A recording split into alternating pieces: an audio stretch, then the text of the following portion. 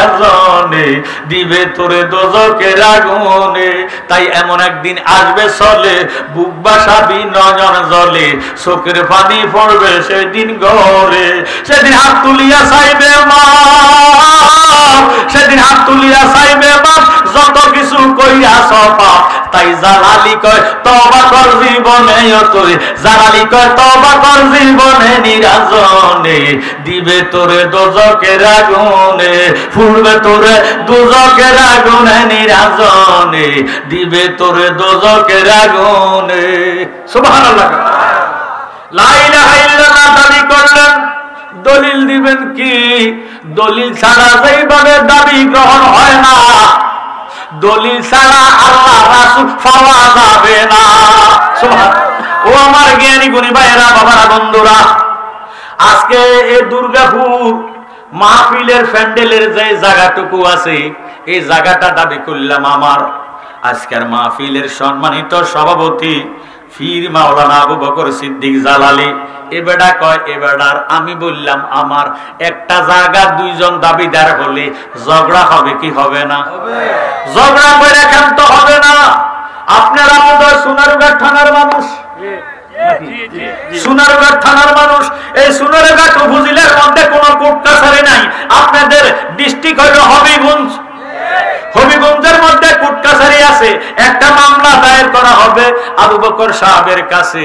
ডাক দিবে রে জজ সাহেব বা উকিল সাহেব, জজ সাহেব, হাকিম সাহেব বলবেন ও আবু বকর আপনার কি জন্য মামলা দায়ের করলেন? এই যে দুর্গাপুরের মাহফিলের জায়গা, এটা আমার জায়গা। জালাল সাহেবের বাড়ি হইল কুমিল্লা ডিস্ট্রিক্ট, বর্তমানে ওনার মনোহরগঞ্জ থানা উপজেলা, লাকসাম উপজেলা অন্তর্গত মনোহরগঞ্জ উপজেলা পড়ছে ওনার বাড়ি, জালালিয়া দরবার শরীফে। উনি আমার জায়গাটা দাবি করলেন, আমারে বললেন ও জালালি সাহেব আপনি যে দুর্গাপুরের মাহফিলের জায়গা দাবি করলেন দলিল দেন। কি দেন? না লাডি সোডা দেন, বেন্দা দেন? আমার বলবে দলিল দেন। আমি বললাম মোহাম্মদ নওয়াজ সাহেব, হবিগঞ্জ ডিস্ট্রিক্ট সোনারগাঁ উপজেলা অন্তর্গত দুর্গাপুর মাহফিলের জায়গা আমার, আমি দাবিদার। তবে আমার দলিল ছিল, বর্তমানে দলিলটা ফসিয়া গেছে, মাটি খাইয়া পালাইছে, মাটির সঙ্গে মিশে গেছে। আমি জ্ঞানী গুণী ভাই বাবার কাছে জানতে চাই আমার দাবিটাকে গ্রহণ হবেনি? তেরি মেরে দণ্ডা করে দিব ঠান্ডা। লা ইলাহা ইল্লাল্লাহ দাবি, মুহাম্মাদুর রাসূলুল্লাহ হইল দলিল।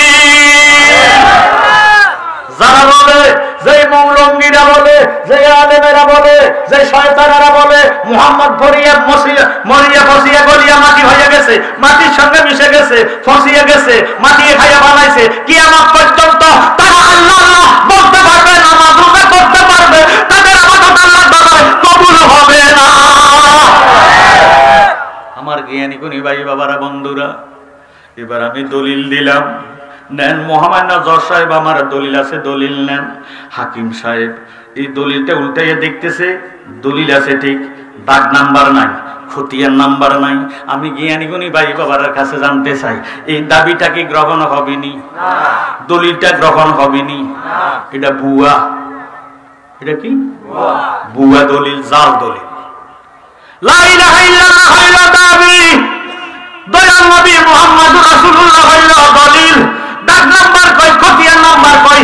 দাগ নাম্বার খতিয়ান নাম্বার হইল ইমাম হাসান হুসাইন।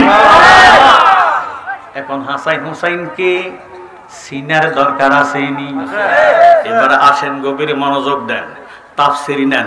আল্লাহু আহাদুন লাম ইয়াকুন মাহু শাই, যেই টাইমে আল্লাহ আছে আর কিছু নাই, আল্লাহু আহাদুন লাম ইয়াকুন মাহু শাই, আল্লাহ আছে আর কিছু নাই, ওই টাইমে আল্লাহ পাক ফরমান কুনতু কানজা মাকফিয়ান ফাআবাতু আন উরাফা ফাতালাকতু কালকান সাম্মাইতু মুহাম্মাদান সাল্লাল্লাহু তাআলা আলাইহি ওয়াসাল্লাম। জোরে সোরে কোন সুবহানাল্লাহ।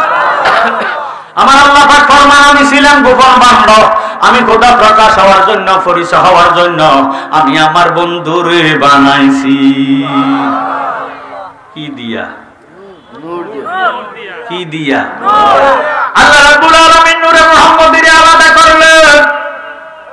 যেই টাইমে আল্লাহু আহাদুন, আল্লাহ এক আর কিছু নাই, nothing would be created if there is no existence.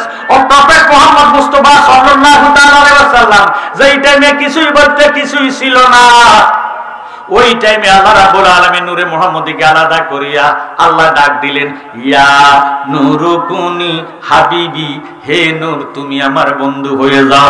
নূরে মুহাম্মদীরে যখন বন্ধু বলিয়া ডাক দিছে, নূরে মুহাম্মদী একটা সেজদায় হইয়া গেছে। সেজদার মধ্যে পড়ে গেছে, কোনো কথা নাই, বার্তা নাই, আলাপ নাই, আলোচনা নাই। আপনারা আলেমের মুখে শুনছেন আল্লাহ হলো আশিক, নবীজি হলো মাসুক।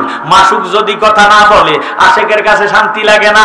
আল্লাহ আশিক হইয়া ডাক দিয়ে কয়, বন্দে কেন বুঝে না গো তারে আমি কত ভালোবাসি, আমার বন্দে কেন বুঝে না গো তারে আমি কত